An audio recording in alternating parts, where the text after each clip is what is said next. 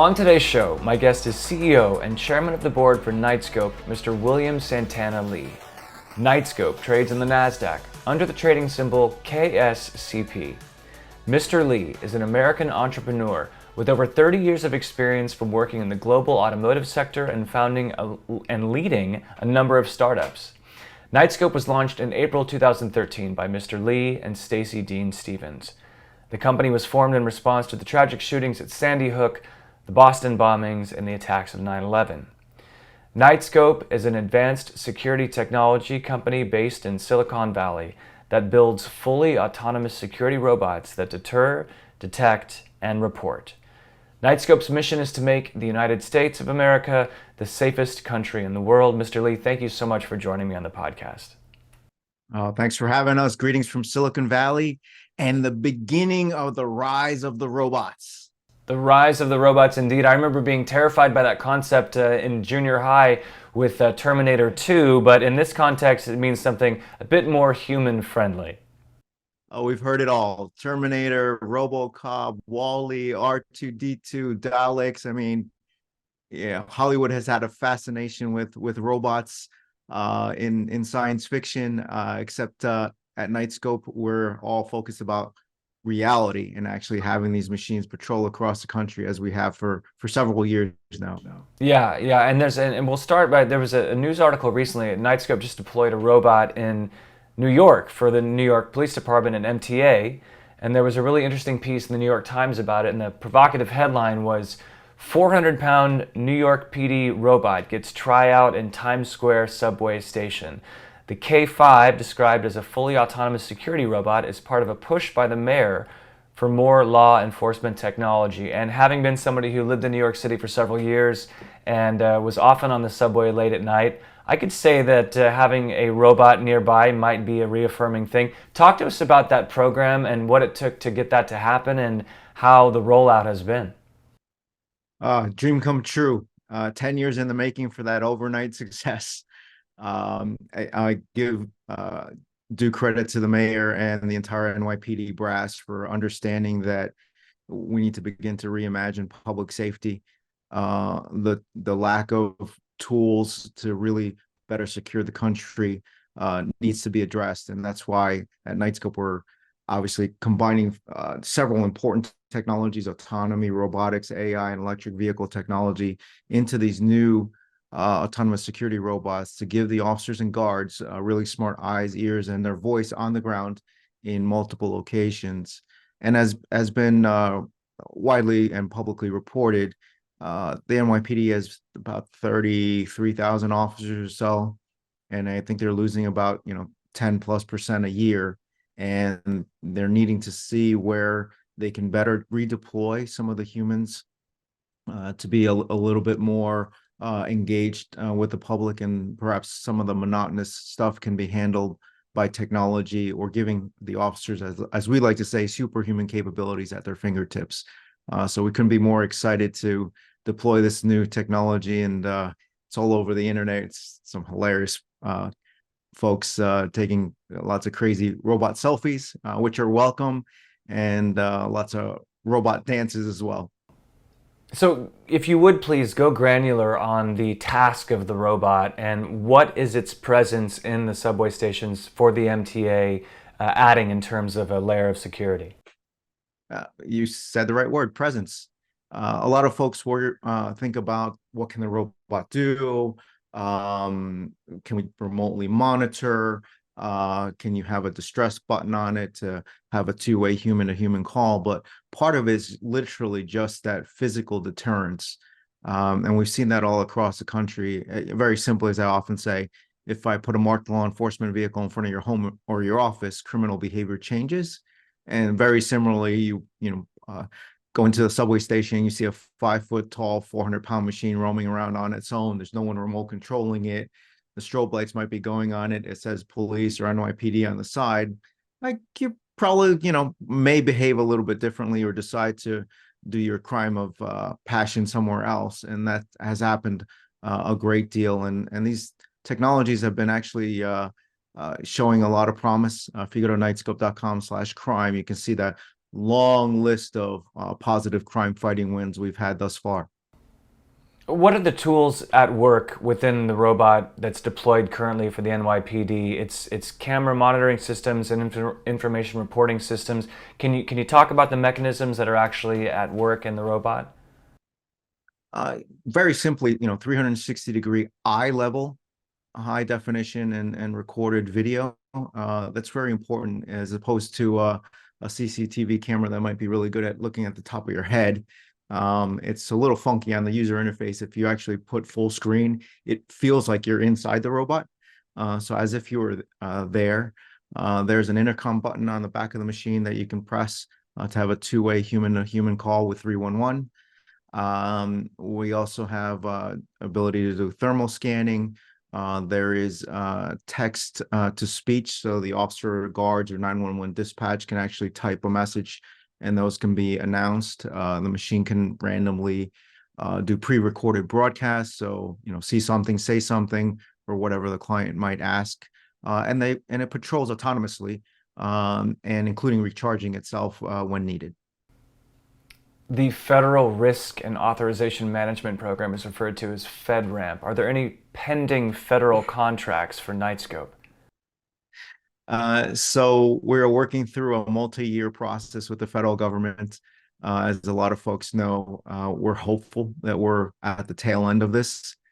This is a nearly 3-year cybersecurity review process. Our sponsor is the U.S. Department of Veterans Affairs, which is great because the chief security officer there actually manages over 140 police departments for all the VA hospitals across the country. And since we've at Knightscope had a good amount of experience with healthcare facilities, it's a good segue for us to finally be able to deploy at a VA hospital. And we're hopeful here that during the fourth quarter, we'll finally get our ATO or authority to operate, so that we can get on with the business of significantly increasing the opportunities for Knightscope in the federal space. What does that process look like when you're actually connecting with people who are involved at the government level? Are most people that you wind up coming to with news of what you're doing open to the idea of augmented security or reinforcements of a robotic fashion? Is the concept too sci-fi for people, or have you found you're able to make the case in a way that most people are pretty receptive to?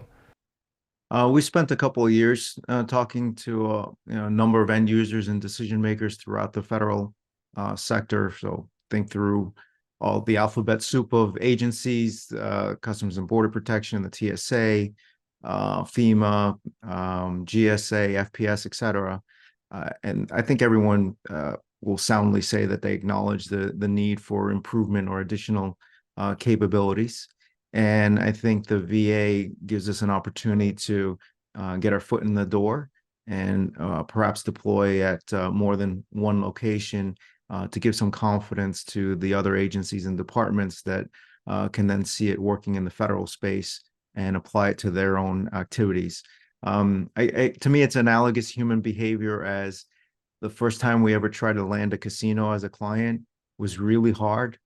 And then the second, third, fourth, fifth casino was a lot easier. First hospital was very difficult. Second, third, fourth hospital, a lot easier, etc.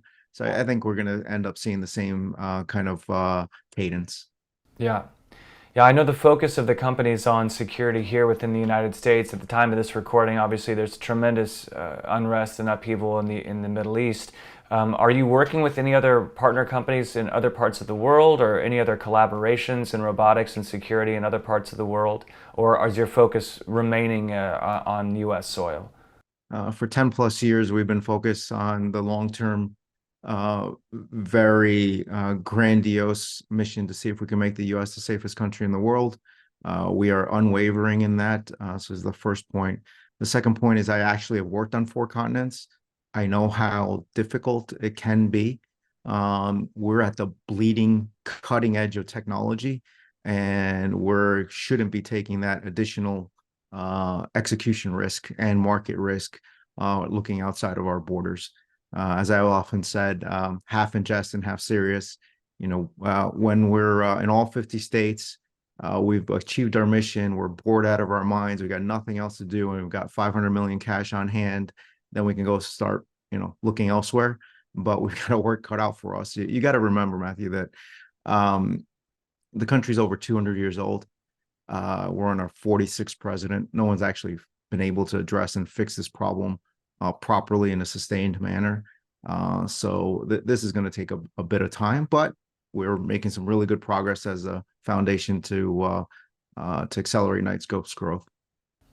So someone someone interested in investing in the company, if they visit bond.knightscope.com, they can learn about the company's bond offering, which provides Main Street investors the opportunity to participate in the future of public safety, while at the same time participating in an opportunity not normally offered to retail investors. Could you tell us a little bit more about Knightscope's bond offering and how that works? Sure. Let me give you a little bit of backdrop. So Knightscope's publicly traded on NASDAQ. We're under the ticker symbol KSCP, as you mentioned at the beginning. The way we got here is we had raised, while we are private, north of $120 million from 35,000 retail investors who were very thankful and grateful for literally helping us build the company.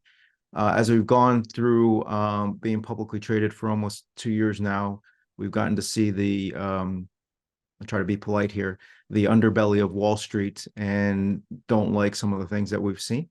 So what we'd like to do is have a potentially lucrative opportunity for a return on investment provided to our investors and backers, and not necessarily predatory debt lenders and investors on Wall Street that sometimes prey on small cap and micro cap companies. And so we launched this offering at bond.knightscope.com that allows a retail investor that normally would never have access to a high yield debt offering from a publicly traded company, and be able to participate in a bond offering that's a 5-year bond, 10% interest, and we pay that interest in cash annually. So for example, if you invested $10,000 and the bond was open for 5 years, you would get $5,000 in interest expense, and then at maturity, at the 5th year, you would get your original $10,000 back. So you started with 10 grand. After 5 years, you end up with 15,000. As just an example, obviously, you should read the offering circular that's included on that webpage that I mentioned. And we're off to a good start. And I think this is a good way to raise some non-dilutive capital for our existing investors, provide our investors an actual return on investment that's risk adjusted a bit higher than you probably would ever see as a retail investor, not readily available today, and then allow us to continue to grow Knightscope. We did about 3.4 million in sales in 21. Last year we did about 5.6 million. This year we're reasonably on track to do about $12 million in top line revenue. So we're double-digit growth, and as I mentioned at the beginning, rise of the robots. We're at the right time, working on the right technologies on one of the most difficult problems that the nation faces, and we're really excited about the future. The New York Police Department and NTA story is one that a lot of people can understand pretty easily. Are there any other catalysts or newsworthy stories of robots being put in action throughout the country that we can look forward to in the near future? Any other stories that we'll be hearing about soon? Well, I think anyone who's new to Knightscope and wants to learn a little bit more and do it quickly, you can just go to knightscope.com/rise. That's RISE. And there's a whole quick overview for you there, plus a lot of the great news that's happening, plus as well as the Rise of the Robots video series that I host.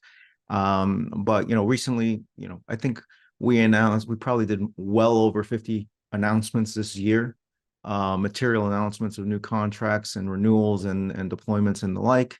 There's a lot more coming. And one we recently announced was with Penn Entertainment. They've deployed at 3 of their 43 locations, and then added another 2. So I think we're at 5 of 43, and continuing to scale with that particular client. And there's several in the private sector as well. So I think there's a lot of great opportunity, and the acquisition we made last year has proven to be accretive. So we're also very excited about continuing to look at possible acquisition opportunities in the future, as we stated when we went public. My guest today has been CEO and Chairman of the Board for Knightscope, Mr. William Santana Lee. Knightscope trades on the NASDAQ under the trading symbol KSCP. For more information on the company, you can visit them online at knightscope.com. Mr. Lee, I'd like to thank you so much for coming on the show, and I look forward to having you back with us very soon for another update. Absolutely. And don't forget, long Knightscope and short the criminals. We'll see you on the other side. This program is entirely sponsored and produced by Spotlight Media Corporation, which is responsible for the content. The opinions and information provided on this program are for educational and research purposes. Stock Day encourages all listeners of this program to do their due diligence and research when investing to determine investment strategies that will work for them, or to seek the assistance of an investment professional.